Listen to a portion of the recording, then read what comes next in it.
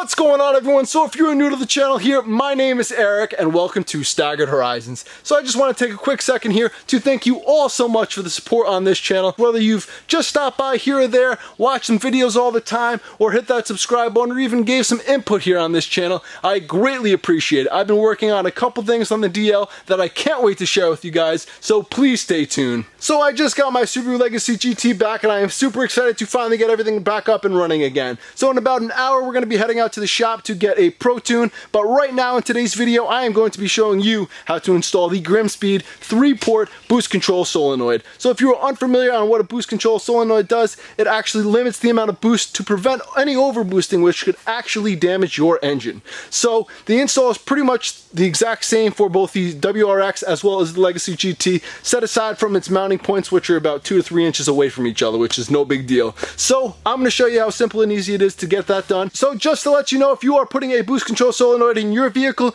you need to get a tune immediately. Don't be boosting on your way to the shop or boosting around town or anything like that, because you can actually overboost with this on right now. So let's get to the install and get started. So first here, we're going to locate the metal bracket over the turbo inlet and remove these 2 corresponding clips. The one to the left here in blue is the OEM boost controller.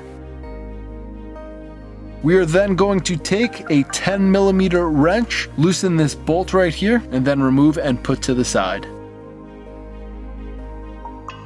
Take a flathead here to pull off the vacuum line of the whole piece on this OEM boost controller.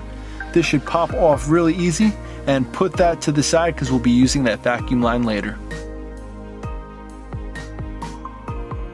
Coming back to the turbo here, you see this OEM T between the compressor housing and the wastegate lines. We are going to take some pliers here to undo the clamps. You could take a screwdriver here to push off the vacuum lines. Don't hit or damage any of those nipples. Once apart, you can pull the T-line out underneath the manifold.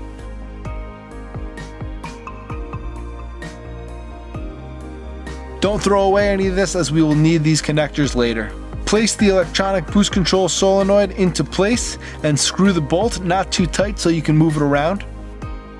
I did leave this part in the video. I first originally put on the electronic boost control solenoid and then ended up taking it off as I was unable to get the vacuum line to go into the turbo inlet for the first port 1 here with that on. So coming back to this T vacuum line here, remove the sizing connector on the back line here, and then we're going to remove the bottom vac hose on the OEM boost controller, and we will use this on the stock location on the turbo inlet.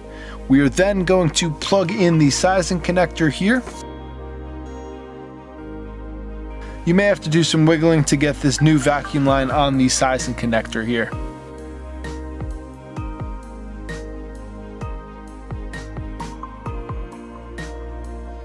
We are going to cut this new vacuum line and plug it into port 1.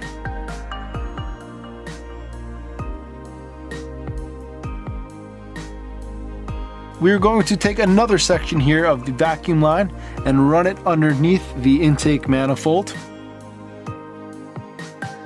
This may be a little tricky, but I found it to be quite easy. We are going to be routing this vacuum line to the compressor housing. I am putting on the clamps from the original vacuum lines to ensure that these lines hold tight. You will be plugging this line into port 3 on the electronic boost control solenoid.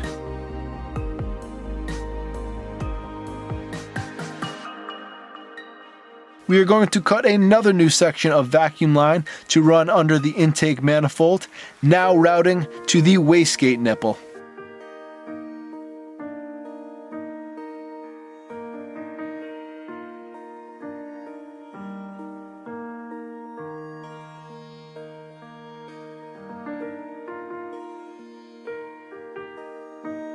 Again, using the clamps from the OEM vacuum lines.